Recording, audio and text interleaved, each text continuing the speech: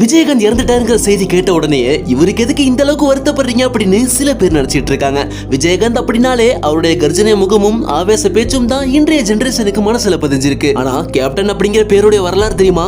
எம்ஜிஆர் காமராஜர் மறைவுக்கு பிறகு ஒரு அரசியல்வாதி இறந்ததுக்கு தமிழ்நாடே அழகுறலா மாறினது விஜயகாந்த் மரணத்துக்கு தாங்க. இன்றைய காலத்துல ஷூட்டிங் ஸ்பாட்ல நடிகர் நடிகை இயக்குநர்களுக்கு மட்டும் விருந்து சாப்பாடு, மற்ற தொழிலாளர்களுக்கெல்லாம் ஹோட்டல் சாப்பாடு அப்படின்னு இப்போ வரையும் அதான் நடந்துட்டு இருக்கு. ஆனா 1980 90களிலேயே விஜயகாந்த் தன்னுடைய ஷூட்டிங் ஸ்பாட்ல தான் சாப்பிடுற அதே விருந்துணவை தான் தன் செலவுல கீழ்மட்ட தொழிலாளர்களுக்கு வரையும் வாங்கி கொடுத்து அவங்க சாப்பிடுறத உறுதி செஞ்ச பிறகுதான் தன் சாப்பாட்டிலே கை வச்சிருக்காரு அந்த மனிதர். வாழ்நாள் முழுக்க தன்னுடைய சினிமா சொத்துக்களை சேர்த்து வைக்காம மக்களுக்கு தேடி தேடி தர்மம் கொடுத்தவர். அவர் இறக்கிறதுக்கு முன்னாடி கூட பணத்தை வீணடிச்சிடாதீங்க, இல்லாதப்பட்டவங்களுக்கும் ஏழை மக்களுக்கும் மறக்காம கொடுத்துருங்க அப்படின்னு சொன்னது தான் அவருடைய கடைசி வார்த்தையா இருந்திருக்கு.